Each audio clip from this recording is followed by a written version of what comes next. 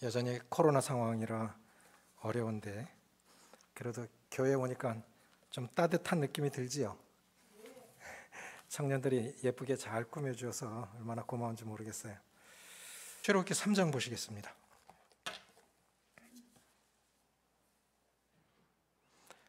출애굽기 3장 구약성경 84쪽 3장 1절부터 5절입니다.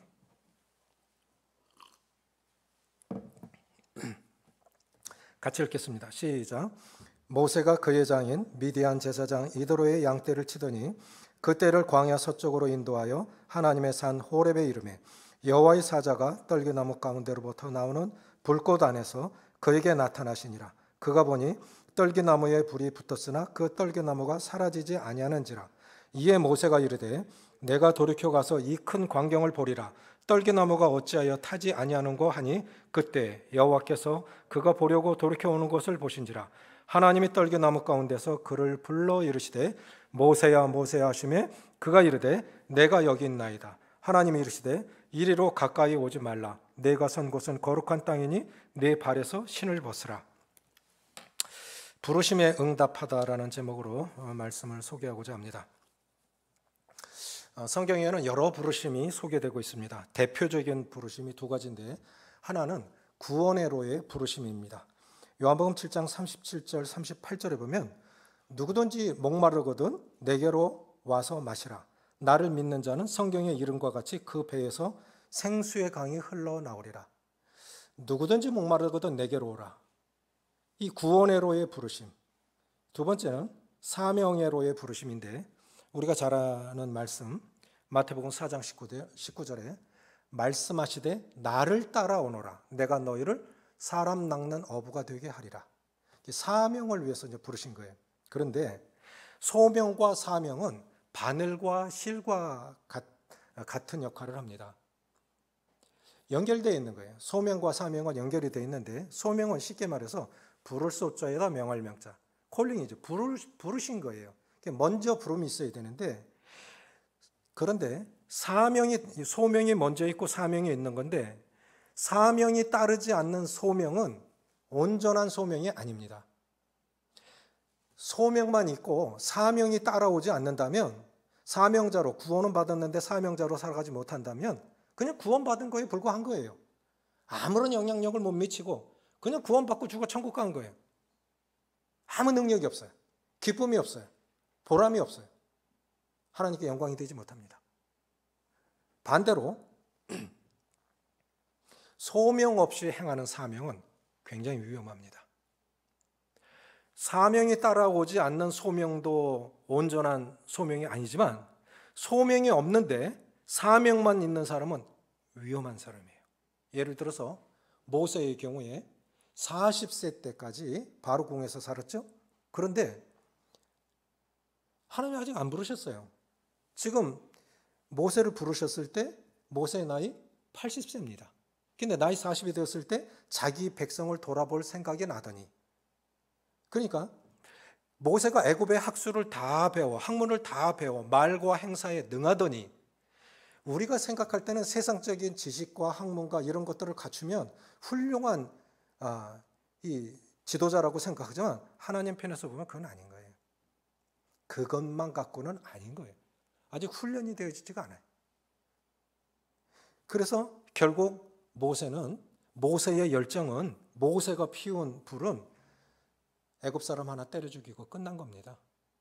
그래서 우리가 소명 없이 사명만 남을 때는 굉장히 위험한 거예요.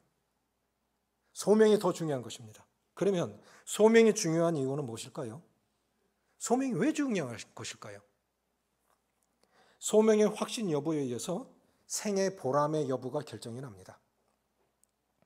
신명기 33장 1절에 보면 하나님의 사람 모세가 죽기 전에 이스라엘 백성들을 축복을 하는데 이스라엘이여 너희는 행복한 자로다 라고 고백을 해요.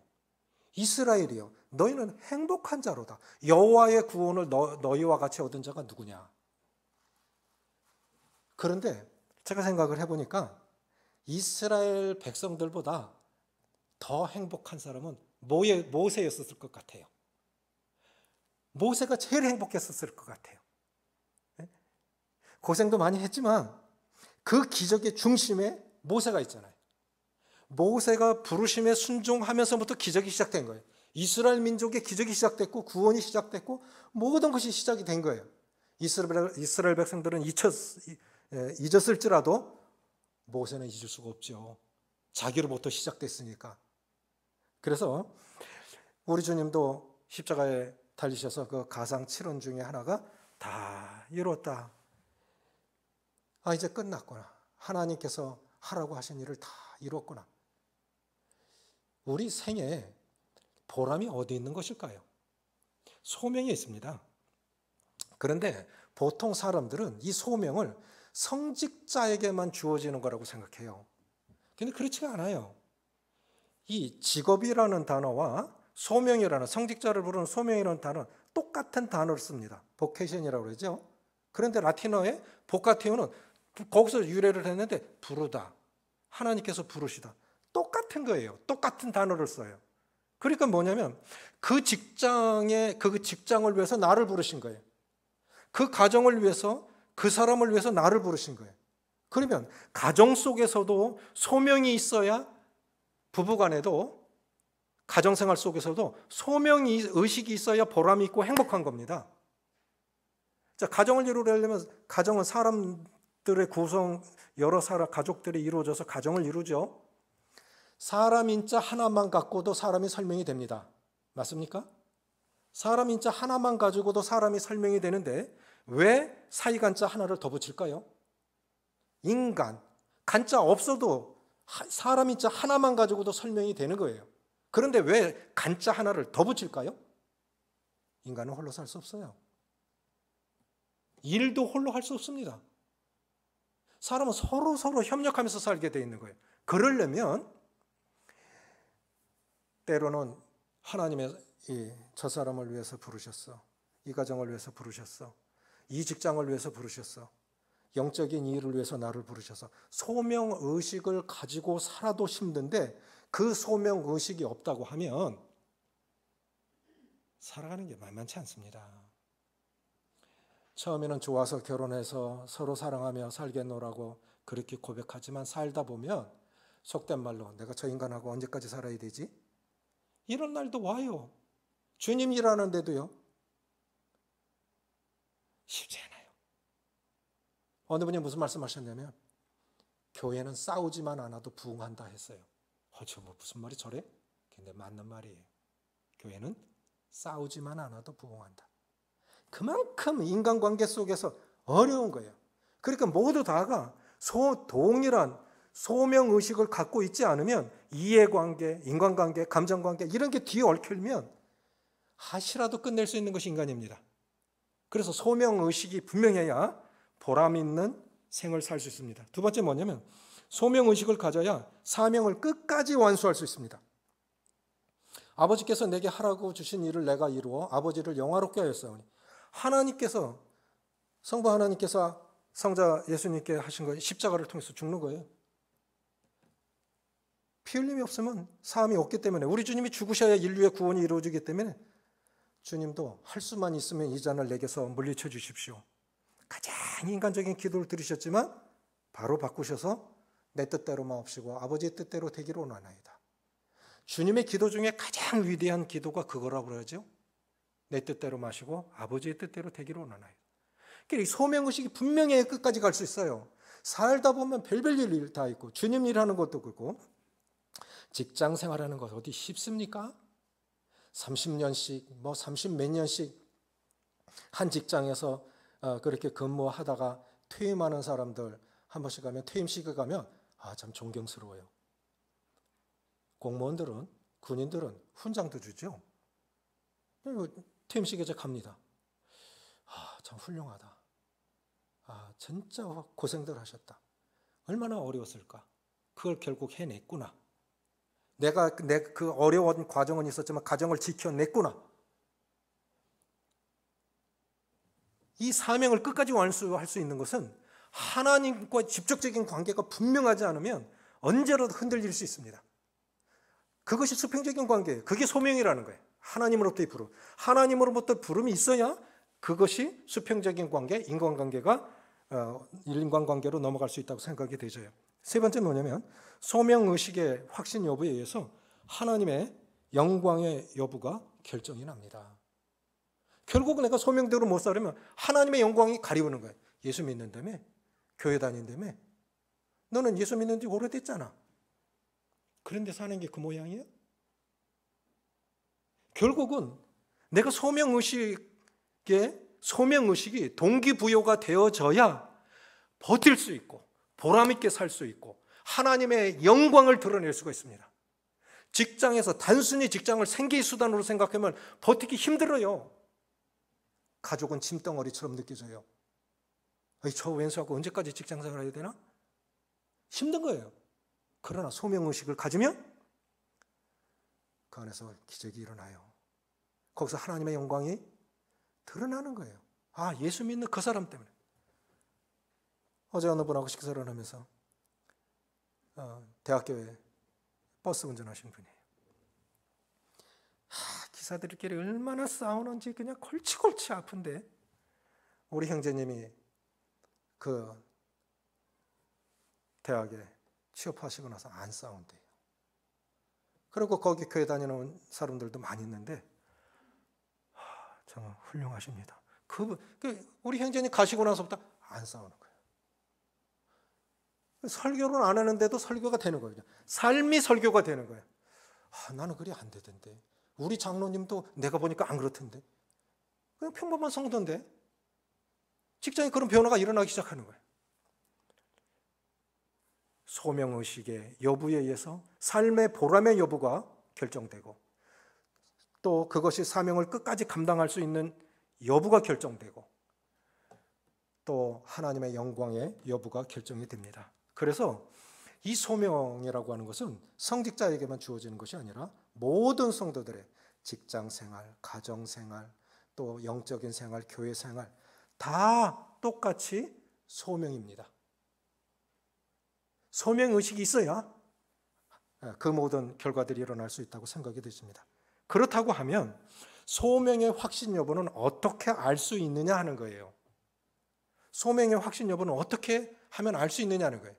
이제 요 출애굽기 3장은 모세가 나이 40이 되면 자기 백성을 돌아볼 마음이 일어났어요. 열정만 있지 주님 안 부르셨습니다. 결국 이집트 사람 하나 때려 죽이고 도망가서 이제 미디안에서 이 처갓집에 얹혀 살면서 양치기 하고 있는데 40년이 지났을 때 하나님이 이제 부르십니다. 그 부르심이 어떻게? 그 출애굽기 3장은 바로 모세의 부르신 장면을 기록하고 있는데 그러면 소명을 어떻게 알 수 있을까? 이 단계를 잘 살펴보시면 좋겠어요. 첫째는 뭐냐면 소명의 준비인데 소명의 준비는 뭐냐면 일상적인 삶에 충실하라고 하는 것입니다. 일상적인 삶에 충실하라. 다른 말로 하면 일상적인 삶에 성실하라는 거예요. 4절 여호와께서 그가 보려고 돌이켜 오는 것을 보신지라 하나님이 떨기나무 가운데서 그를 불러 이르시되 아니죠. 1절 모세가 그의 장인 미디안 제사장 이드로의 양떼를 치더니 자 여기서 소명을 받는 장면인데 어디서부터 시작됩니까? 장인 이드로의 양떼를 치더니 이것이 일상의 삶이에요. 하나님께서는 아무 할 일 없이 그냥 어영부영하는 사람 그렇게 들어쓰시는 거 제가 본 적이 없어요. 그러나 성실한 삶이 꼭 성실한 삶이 성공을 의미하는 것은 아닙니다. 성실하게 살아도 실패할 수 있어요. 하나님 부르실 때 성실한 사람들을 불러 쓰시는데 성실하게 살아도 실패할 수 있어요. 보세요. 베드로 밤이 맞도록 수고하였으되 결과가 없어요. 고기 한 마리도 못 잡으면 그물을 씻는 거예요. 끝났다. 이제 그물 씻고 집에 가자. 주님은 뭘 보고 베드로를 제자로 부르셨을까요? 그 결과를 보고 부르신 것이 아니라 밤이 맞도록 수고한 열정을 보고 부르신 거예요. 우리는 그랬어요. 성공한 사람 주님 쓰신다? 그럼 실패한 사람은? 하나님의 보시는 것과 우리가 평가하는 건 다릅니다. 하나님이 보시는 기준은 그 마음의 동기와 성실입니다. 밤이 맞도록 수고하는 그 열정을 보고 베드로를 쓰신 거예요. 성공을 보고 들어 쓰신 거 아닙니다. 그런데 그 실패한 그날에 주님을 배에 모셨을 때 그물이 찢어지도록 고기를 잡았어요. 마가는 어느 때 부르심을 받았습니까? 마가 세관에 앉아 있을 때, 세관에서 자기 일을 하고 있을 때 부르심을 받았습니다. 모세도 부르심을 받기 전까지는 가정을 이루고 장인 이드로의 양떼를 부지런히 살폈던 거예요. 그래서 성실한 삶 속에서 주님의 음성을 들을 수 있는 것입니다. 그런데 소명이 아직 없다거나 소명이 무엇인지 아직 몰라도 괜찮아요. 성실히 살다 보면 삶의 터전에서 하나님의 음성을 들을 수가 있습니다. 중요한 건 미디안 땅에 있습니까? 아니면 갈릴리 호수에 있습니까? 그것이 어떤 경우는 훈련 장소일 수도 있고 어떤 경우는 삶의 일터일 수도 있어요. 거기서 그냥 열심히 사시면 돼요. 주님이 나를 연단하시는구나. 그렇게 생각되시면 연단 받는 거예요. 훈련 받는 거예요. 그러다 보면 미디안 광야에서 그냥 가정 이루고 열심히 양치다 보니까 주님이 부르시는 거예요. 갈릴리 호수에서 열심히 고기 잡다 보니까 결과물은 없는데 밤새도록 잡다 보니까 주님 만난 거예요. 주님 부르신 거예요. 그래서 소명의 첫 번째 소명의 준비는 일상적인 삶에 성실하라는 것입니다. 두 번째는 뭐냐면 소명의 과정인데 2절, 3절 여호와의 사자가 떨기나무 가운데로부터 나오는 불꽃 안에서 그에게 나타나시니라. 그가 보니 떨기나무에 불이 붙었으나 그 떨기나무가 사라지지 아니하는지라. 이에 모세가 이르되 내가 돌이켜 가서 이 큰 광경을 보리라. 떨기나무가 어찌하여 타지 아니하는고 하니 그때에. 떨기나무는 이 아카시아과에 속한 나무인데 우리나라 아카시아 나무보다도 더 가느들어요. 정말 볼품이 없어요. 광야에서 흔한 나무입니다. 그 아주 가혹한 조건 아닙니까? 척박한 땅에서 가시나무가 살아있다는 것 자체가 기적이에요. 그런데 아주 흔한 거예요. 광야에서 이 떨기나무는. 그런데 그날도 장인 이드로의 양떼를 물고 호렙산으로 가고 있는데 떨기나무에 불이 붙었는데 불이라는 것은 인화물질이 다 타고 나면 꺼져야 되잖아요. 근데 안 꺼지는 거예요. 지금 기후가 올라가면서 세계적으로 막 굉장히 대형 산불 막 나죠. 그렇죠? 온도가 올라가니까. 혹시 비 오는 날 번개 맞아서 불 난 거 보신 적 있습니까? 개척 초기에 한 해 17명씩 침례를 받았어요. 정말 재밌었고 행복했습니다. 지금도 행복하지만 온문 때문에 놀러 간 적이 있어요. 그런데 비가 내리는데 온문댐 옆에 산에 벼락을 맞았는데 산에 불이 났어요. 비가 오는데도 벼락 맞으니까 불이 나더라고요. 그래서 제가 불은 이렇게 들은 아는구나. 비가 와도 불이 날 수 있고 마른 날에도 불이 날 수 있구나. 그걸 이제 한번 목격한 적이 있는데 불이 날 수 있는 거예요. 그런데 다 타면 꺼져야 되잖아요. 안 꺼지는 거예요. 자, 불이 나서 그럼 불 났지. 뭐 저거 하나 타고 끝나겠지. 갈 수 있는 일 아닙니까? 그런데 모세는 그냥 지나치지 않았어요. 잘 보십시오. 자, 소명의 시작은 성실한 삶으로부터 시작되고 두 번째는 성실한 삶을 살되 일상의 삶에 성실한 삶을 살되 일상의 삶에만 빠져 있으면 안 돼요. 일상의 삶을 열심히 살아야 되지만 일상의 삶에만 빠져 있으면 주님의 음성을 들을 수가 없어요. 주님의 사인을 볼 수가 없습니다. 운전하다가 스티커 끊깁니까? 그것도 사인이에요. 인간관계 속에서 자꾸 부딪힙니까? 그 주님이 주시는 사인이에요. 우리 삶 속의 모든 것들이 다 하나님의 음성으로 들을 수 있고 하나님의 사인으로 볼 수 있어야 하나님의 음성, 하나님의 부르심을 경험할 수 있는 것입니다. 하나님이 사인을 많이 보내주시는데도 그걸 왜 못 넘기는 것일까요? 그냥 지나치는 거예요. 일상의 삶에만 빠져서 그냥 불났어. 끝난 거지. 그냥 지나쳤더라면 모세는 부름받지 못했을 거예요. 모세는 그냥 지나치지 않았습니다. 아마도 모세는 이렇게 생각했을 것입니다. 저 떨기나무, 저 가시나무, 저거 꼭 우리 민족 같지 않아? 우리 민족이 애굽에서 이집트의 노예가 된 지 벌써 430년째야. 나는 그래도 자유롭게 양치기 하고 그렇게 살아가고 있지만 내 민족은 애굽에서 피라미드 세우고 노예 생활하면서 어떻게 살고 있을까? 그래도 죽지는 않았지. 저 떨기나무가 꼭 우리 민족 같지 않아? 그래서 어쩌면 모세는 떨기나무에서 자기 민족의 정체성을 발견했는지도 모릅니다. 그러니까 떨기나무를 볼 때마다 어휴, 그래도 살아있구나. 꼭 우리 민족 같네. 관심 없는 사람은 똑같은 걸 봐도 그냥 지나쳐요. 그런데 하나님께 예민해 있는 사람들은 뭘 하나 봐도 관심 있게 보는 거예요. 저 사람은 왜 저렇게 행동하지? 저 가정은 왜 저래? 이건 주님께서 나에게 주신 사인은 뭐야? 제 결혼하고 우리 아이들 어렸을 때요. 그때는 아기 아프면 응급실 먼저 가는 줄 몰랐어요. 아기 아프면 경기가 40도까지 막 올라가도 우리는 엎드렸어요. 하나님, 제가 뭘 잘못했죠? 부모가 제일 사랑하는 건 자녀잖아요. 그럼 자녀가 아프잖아요. 그럼 부모가 회개한 거예요. 하나님, 제가 뭘 잘못했죠? 주님, 저에게 말씀하시는 게 뭐죠? 먼저 기도했어요. 먼저 엎드렸어요. 병원 갈 줄 몰랐어요. 지금 어떻습니까? 우리 자녀들이 어려움을 겪어도, 성도들이 어려움을 겪어도, 나라가 어지러워져도 그렇게 그런 거지 뭐. 지도자 잘못해서, 누구 잘못해서. 자기에게 주시는 음성은 하나도 없어요. 그러니까 그냥 그렇게 살아가는 거예요. 일상의 삶에만 빠져 있으면 하나님께서 자기에게 말씀하시는 음성을 들을 수가 없어요. 그럼 그런 하나님은 그런 사람을 들어 쓰실 수가 없는 것입니다.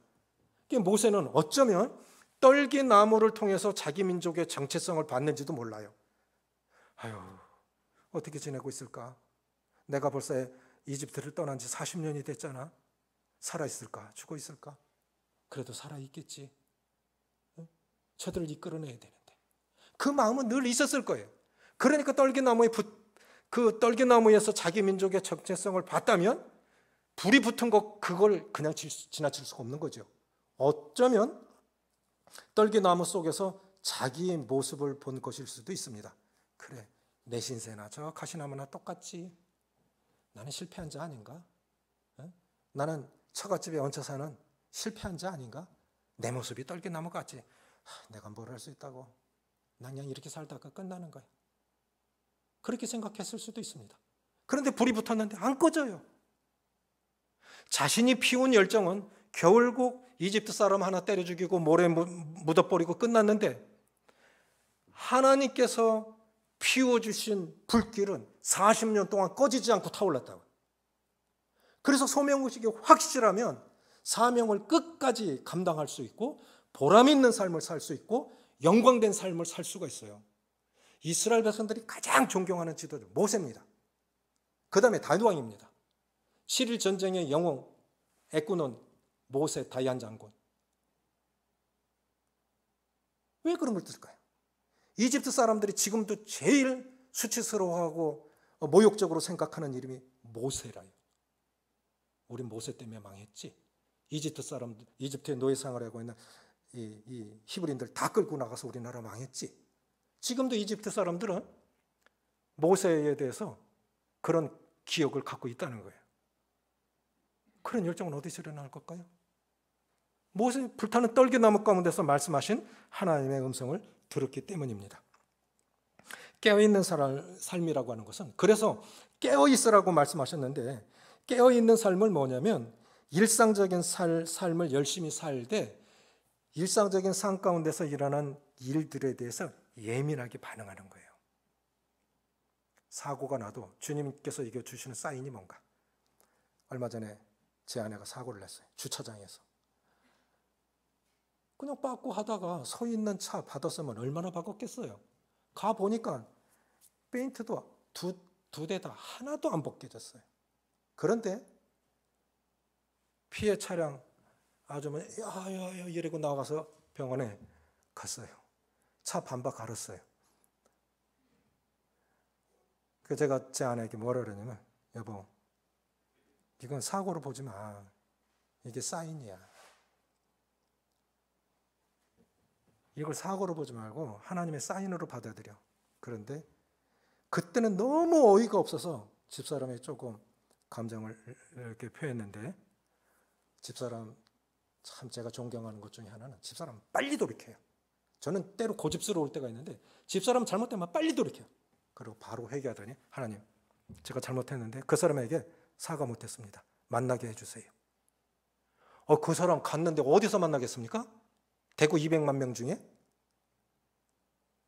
이시야 4차 앞에서 만났어요. 왼수는 어디서 만난다고요? 그리고 집사람이 너무 미안했다. 내가 잘못했다. 미안했다. 그러니까 이 사람은 병원에 갈 일 아니잖아요. 이 사람은 막 도망가고 제 사람 따라가면서 미안하다 하고. 그리스도인은 그렇게 살아야 돼요. 사고가 나도 역서 주시는 사인이 뭐냐? 자식이 아파도 역서 주시는 사인이 뭐냐? 일상의 삶을 열심히 살되 일상의 삶에만 빠져 있으면 안 됩니다. 노아가 방주에 들어가는 날까지 시집가고 장가가고 먹고 마시더니, 제가 신혼 초에 이 말씀을 읽고 얼마나 죄송스러운지, 노아가 방주에 들어가는 날까지 먹고 마시고 시집가고 장가가더니 내가 장가를 갔구나. 그럼 난 하나님 앞에 죄를 졌나? 이렇게 말씀을 받았어요. 그러니까 얼마나 주님 앞에 죄송하든지. 자, 보세요. 아니, 결혼을 제정하신 분이 하나님이세요. 가정을 소중히 여기신다고요. 그럼 결혼을 제정하시고 가정을 소중히 여기시는 하나님이 장가가고 시집가는 걸 정죄할 리 만무합니다. 이 말씀은 무슨 말씀이에요? 그래, 주 오시는 날까지 시집가고 장가가고 일상의 삶을 살아. 그런데 일상의 삶에만 빠져 있으면 하나님의 심판이 언제 올지 몰라. 그러니까 깨어 있으라고 하는 거예요. 일상의 삶을 열심히 살아가되 일상의 삶에만 빠져 있지 말고, 문제가 터지면 주시는 사인이 뭐야? 하나하나 속에서 나라는 왜 이렇게 어지러워? 코로나는 언제까지 갈 거야? 이 시대는 어떻게 될 거지? 하나하나 속에서 하나님의 음성을 듣고 하나님의 사인을 발견하는 거예요. 그래야 하나님께서 크게 들어쓰시는 것입니다. 모세는 일상적인 삶에 성실했지만 일상적인 삶에 빠져 있지는 않았습니다. 그래서 소명의 확신은 이렇게 하는 것입니다. 부르심에 응답하기 위해서는 일상의 삶을 열심히 살되 일상의 삶에만 빠져 있으면 안 됩니다. 그럼 세 번째는 소명의 시작은 어떻게 된 것입니까? 4절, 여호와께서 그가 보려고 돌이켜 오는 것을 보신지라. 하나님이 떨기나무 가운데서 그를 불러 이르시되 모세야 모세야 하시매 그가 이르되 내가 여기 있나이다. 10절, 이제 내가 너를 바로에게 보내어 너에게 내 백성 이스라엘 자손을 애굽에서 인도하여 내게 하리라. 이제 몇 년 걸린 겁니까? 40년 걸렸습니다. 이제라는 이 단어 속에 40년간 훈련하신 후에 부르신 거예요. 하나님은 결코 서두르시지 않으십니다. 특별히 중요한 일에 하나님의 사람들을 들어쓰실 때 더 크게 훈련하십니다. 혹독하게 훈련하십니다. 제가 존경하는 저희 모교 대명동교회 사역하신 형제님 늘 하신 말씀이 있어요. 너 이제 사람 키울 때 발버 키워. 사람 키울 때 발버 키워. 이해가 안 갔어요. 보리가요, 겨울이면 얼어가지고 지면에서 붕 뜹니다. 보리가 붕 떠요. 그러면 뿌리하고 땅하고 떨어져 있기 때문에 뿌리 안 내리면, 땅에 뿌리가 안 내리면 죽어요. 그래서 어렸을 때 보면 소 멍에 씌워갖고 가마대기 이렇게 우리는 그 아이들은 뒤에 타요. 그럼 가면서 이렇게 붕 뜬 보리밭을 막 밟아주는 거예요. 그러면 뿌리가 흙에 닿아요. 그럼 사는 거예요. 우리도 하나님 없이 붕 뜰 수 있어요. 하나님 없이 붕 뜰 수 있다. 바닥에 뿌리를 내려야 돼요. 결국 40년 동안 하나님께서 겸손의 훈련을 시키고 기다리는 법을 훈련시키시고 하나님만 의지하는 법을 배우게 하기 위해서 광야라는 학교에 모세를 입학시키셔서 40년간 훈련하셨습니다. 소명의 시작은 이렇게 시작된 거예요. 하나님은 결코 서두르신 적이 없다. 그러면 우리는 그렇게 기다려요. 하나님 뭘 주시려고? 어떤 더 큰 걸 주시려고? 너무 조급해하지 마세요. 정상적인 삶을 산다면 하나님이 더 좋은 거, 큰 거 주시려고, 하나님 최선으로 인도하시려고 우리를 훈련하시는 것입니다. 내가 이제야 모세 40년간 훈련받았습니다.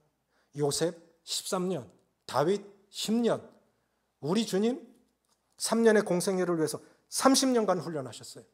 그럼 우리는 얼마나 더 훈련을 받아야 할 사람들입니까?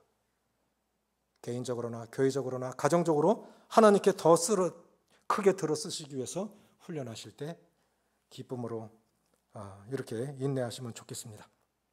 두 번째는 뭐냐면 이 소명의 시작이 이렇게 된 거예요. 하나님은 서두르지 아니하신다 하는 것이고, 하나님께서 중요한 일을 위하여 사람을 부르실 때 한 번만 부르시지 않는다는 겁니다. 4절에 여호와께서 그가 보려고 돌이켜 오는 곳을 보신지라 하나님의 떨기나무 가운데서 그를 불러 이르시되 모세야 모세야 하시매 그가 이르되 내가 여기 있나이다. 두 번 부르셨죠? 모세야 모세야 두 번 부르시죠. 왜 그러실까요? 사람들은 웬만해서는 못 알아요.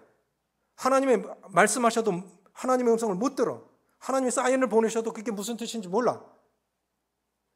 사무엘상에 보면 하나님께서 어린 사무엘을 부르실 때 사무엘아 하고 부르시니까 사무엘이 엘리 제사장에게로 뛰어갑니다. 두 번째 불러도 엘리 제사장에게로, 세 번째 불러도 엘리 제사장에게로 뛰어가요. 그러니까 엘리 제사장은 느낀 거예요. 사무엘은 지금까지 한 번도 하나님의 음성을 들어본 적이 없기 때문에 얘가 자꾸 나한테 오네. 사무엘아, 하나님이 다시 한번 부르시거든 내가 여기 있나이다. 말씀하옵소서. 이렇게 해라. 하나님 한 번만 부르지 않으세요. 그러니까 우리가 동일한 실수를 하는 건 뭐냐면, 그게 어떤 것이든 동일한 실수를 하는 건 하나님이 사인을 보내셨는데 그 사인을 못 알아채기 때문에 반복해서 계속해서 반복해서 그런 연단을 받는 거예요. 사울을 부르실 때도 사울아 사울아 내가 왜 나를 핍박하느냐 이렇게 여러 번 부르시는 걸 보게 됩니다. 세 번째 뭐냐면 이거 참 중요한 건데요. 12절입니다. 하나님이 이르시되 내가 반드시 너와 함께 있으리라. 내가 그 백성을 애굽에서 인도하여 낸 후에 너희가 이 산에서 하나님을 섬기리니 이것이 내가 너를 보낸 증거니라. 내가 반드시 너와 함께 하리라. 전능하신 하나님이 너와 함께 한다고는 보증스페예요. 이거보다 더 큰 능력이 없어요. 내가 너와 함께 하리라. 여호수아 1장에 보면 여호와께서 모세와 함께 있었던 것 같이 너와 함께 하리라. 그런데 여호수아는 모세에게 일어났던 그 능력들이 하나님이 함께 하셨다고 하는 걸 누구보다도 잘 아는 사람이 여호수아였어요. 그러니까 하나님이 모세와 함께 계셨던 것을 내가 누구보다도 잘 아는데 그 모세와 함께 하셨던 그 하나님이 나와 함께 하신다면 가보지도 않은, 한번 정탐 확인했지만 이 가나안 땅 내가 들어갈 수 있지. 하나님이 함께 하신다면 내 가나안 땅에 들어갈 수 있어. 정복할 수 있어. 그런 담대함을 얻을 수 있었습니다. 우리는 보통 이렇게 생각해요. 하나님 능력 주시면 제가 그 일을 할게요. 능력 주시면 그 길을 갈게요. 잘못됐어요. 거꾸로 됐어요. 그래서 우리는 성경을 읽을 때 잘 읽으셔야 돼요. 잘 들어야 돼요. 사무엘은요 샤마엘이에요. 잘 듣는 사람, 하나님의 음성을 잘 듣는 사람이 사무엘이에요. 마태복음 4장 19절에 보면 말씀하시되 나를 따라오너라 내가 너희로 사람 낚는 어부가 되리라. 잘 보십시오. 나를 따라오너라. 소명이 먼저 주어졌죠. 나를 따라오너라. 그리하면 내가 너희로 사람 낚는 어부가, 사람 낚는 능력을 주리라. 우리는 능력 주시면 그 길을 갈게요. 능력 주시면 난 말도 잘 못하는데요. 나는 그만큼 경험해 본 적도 없는데요. 저를 주님 아시잖아요. 왜 자꾸 이런 일 맡기시죠? 그거는 사역자와 장로들이 맡길 수도 있고 교회가 맡길 수도 있고 가족들이 맡길 수도 있고 나 지금 그러지 않아도 피곤해 죽겠는데 왜 자꾸 이런 걸 맡기지? 순종하면 능력이 주어져요. 능력 주시면 그 길을 가는 것이 아니고 순종하면 나를 따라오너라. 소명입니다. 나를 따라오너라. 그리하면 내가 너희로 사람 낚는 어부가 되게 하리라. 능력을 주마. 이게 원리입니다. 순종하면 능력이 주어져요. 우리 힘으로 살아온 겁니까? 우리 힘으로 교회가 된 겁니까? 나를 통해 적게나마 열매가 맺어졌다면 그건 내가 한 것입니까? 누구에게 말씀 전하러서 성도들 열심히 살아가라는 거 보면 제가 너무너무 감사해요. 여기저기서 복음의 열매가 맺어지고 성도들 돌아보고 자신의 삶 속에서 최선을 다하는 모습을 보면 제 마음 참 기뻐요. 자기 능력으로 한 걸까요? 순종하면 능력이 주어집니다. 나를 따라오너라. 소명에 순종하면 내가 너와 함께 하리라.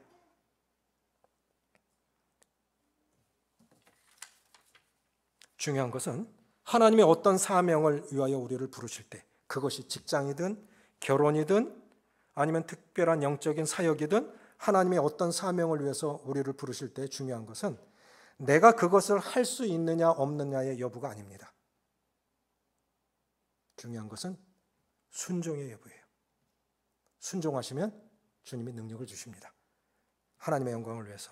그래서 순종하면 사명을 감당할 능력을 주시고 순종하면 함께 하시겠다는 약속이 함께 주어지고 순종하면 필요도 채우십니다. 여러 가지 저는 28살에 어린 그때 2살, 3살 됐나요? 그런 아이들 데리고 대명동교회 사택을 들어갔어요. 작은 형님까지 모시고 이 전이 황무하였거늘 너희가 판벽한 집에 거하는 게 가하겠느냐? 전에 어느 형제님도 이 말씀 교제했는데 그래 너만 잘 먹고 잘 살겠다고? 교회는 이렇게 허물어져 가는데 퇴근하고 와서 당직을 쓰는데 기원 형제님들이 돌아가면서 당직을 쓰는데 밥 먹고 와서 하박국 말씀을 보는데 말씀을 주시는 거예요. 여보 하나님이 우리를 부르시는 것 같은데?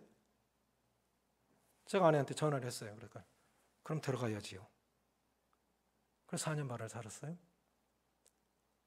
바로 32살의 장로가 됐어요. 4년 주기로 대명동께서 교회를 개척을 했습니다. 이제 또다시 남구, 이제 북구 개척해야 되는데 때가 됐는데 주님 사도행전 16장 9절에 마게도냐로 건너와서 우리를 도우라. 그냥 말씀이 성경에서 툭 튀어나오는 것 같아요.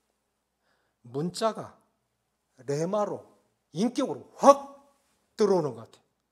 장로 모임에서 주님 말씀을 주셨습니다. 기도합시다. 바로 개척된 거예요. 그리고 나서 지금까지 빌립보서 4장 19절 말씀을 주님이 신실하게 이루어주셨어요. 그게 뭐냐면 나의 하나님의 그리스도 예수 안에서 영광 가운데 그 풍성한 대로 너희 모든 쓸 것을 채우시리라. 이 말씀을 신실하게 지키셨어요. 필요를 채우시고 지금까지 잘 살고 있습니다. 중요한 건 내가 어떤 사람이냐 여부에 있는 것이 아니라 말씀하시면 순종하십시오. 그러면 기적이 시작됩니다.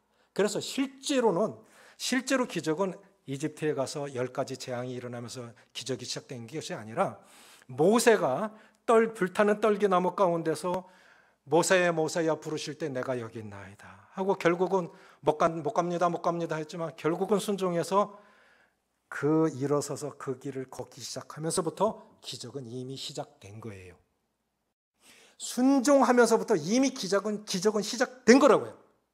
그러니까 가족이 어떻든 삶이 어떻든 형편이 어떻든 그게 문제가 아니라 하나님이 사인을 보내시고 하나님이 말씀하실 때 그 말씀을 듣는 누구라도 순종하면 이미 그 가정의 기적은 시작된 거예요. 그 교회의 기적은 시작된 거예요. 그 한 사람 통해서 아브라함을 통하여 모든 민족의 복을 받겠다고 하는 그 약속이 그 순종한 그 한 사람 통해서 이미 시작이 되는 겁니다. 말씀을 정리합니다. 소명은 성직자에게만 불러지는 것이 아닙니다. 가정에도 소명이 필요하고 직장에도 필요하고 영적인 사역에 다 소명이 필요합니다. 소명은 성실한 삶에서 시작되고, 그러나 일상의 삶을 성실하게 살아야 되지만 일상의 삶에만 빠져 있으면 안 됩니다. 하나님은 서두르지 않으십니다. 훈련하실 때 뭘 주시려고 하나 하고 그대로 받으시면서 인내하시고 연내하시길 바라고, 하나님께서 중요한 일을 이렇게 하게 하실 때 함께 하시겠다는 약속과 능력도 함께 주신다는 사실을 잊지 마시기 바랍니다. 그래서 기적 인생, 복된 인생, 누군가에게 거룩한 영향력을 미치는 그런 영향력 있는 삶을 삶으로 분명한 소명의식을 가지고 살아야 보람 있는 삶, 끝까지 사명을 감당하는 삶, 하나님의 영광을 드러내는 삶을 사실 수 있다는 이 사실을 기억하시고, 그런 남은 생도, 앞으로의 생도 다 그런 복된 삶이 되시기를 빕니다. 기도하시겠습니다. 아버지 하나님, 하나님께서 눈은 떴지만 보지 못하고 귀는 있지만 듣지 못하는 귀머거리, 소경인 우리에게 찾아오셔서 영적인 눈을 뜨게 하셔서 하나님을 보게 하시고 귀를 여셔서 하나님의 음성을 듣게 하셨습니다. 구원회로 부르셔서 하나님을 만나 이런 소망의 삶을 살아가고 있는 것 감사합니다. 소명은 사명으로 이어져야 할 것인데 주님 도와주셔서 일상의 삶을 성실하게 살되 일상의 삶에만 빠져서 하나님의 음성을 듣지 못하는 일이 없도록, 하나님의 사인을 놓쳐버리는 일이 없도록 도와주시고, 또 하나님이 부르실 때 나의 능력이 아니라 그분의 능력을 의지하고 순종하는 그 자리에서 이미 기적이 시작되는 것임을 알게 해주셔서 내 인생이 기적 인생이요, 결국 하나님의 사람 모세가 죽을 때 이스라엘 12지파를 축복하면서 이스라엘이여 너는 행복한 자로다라고 고백했던 것과 같이 이스라엘 백성들이 행복한 게 아니라 사실은 모세 자신이 가장 행복했었겠지요. 그리고 자신을 야곱은 내 조부 아브라함과 아버지 이삭이 섬기던 하나님이라고 소개했지만 모세는 40년이 지난 후에 죽기 전에 자신을 떨기나무 가운데서 불러주신 그 불타는 떨기나무 가운데서 불러주신 하나님의 은혜가 12지파를 축복해 달라고 그렇게 고백했던 것처럼 내가 만난 그 하나님, 나를 불러주신 그 하나님, 다른 사람에게도 확실하게 전하고 증거하는 삶이 될 수 있도록 축복하여 주시옵소서. 우리 주 예수님의 이름으로 감사하며 기도합나이다. 아멘.